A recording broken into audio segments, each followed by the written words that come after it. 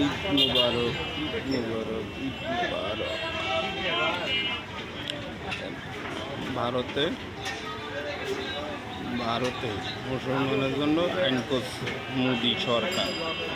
মুসলমান নাকি কুরবানি গরু জবাই করলে গেলে 6 মাসের জেল দেবে। আচ্ছা, মুসলমানেরা শুনে রাখো, যদি মুদির নুনু মাথা কাটিয়ে দিলে কয় মাসের জেল দেবে? যদি মুদির নুনু মাথা কাটিয়ে দেওয়া যায় তাহলে কয় মাসের জেল দেবে?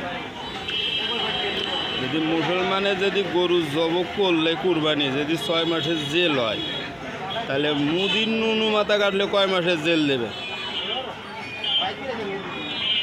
এটা আপনারা জানিয়ে দেবেন,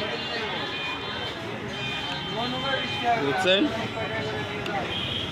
যদি মুসলমান যদি গরু ভারতে কুরবানি দিতে যদি না পারে, তাহলে মুদির নুনু মাথা কাটে দিলে কয় মাসের জেল দেবে মুদি, এটা আলাপ পারে। মুদির কাছে শোনেন, তোর নুনুর মাথা কাটে দিলে কয় মাসের জেল দিবি?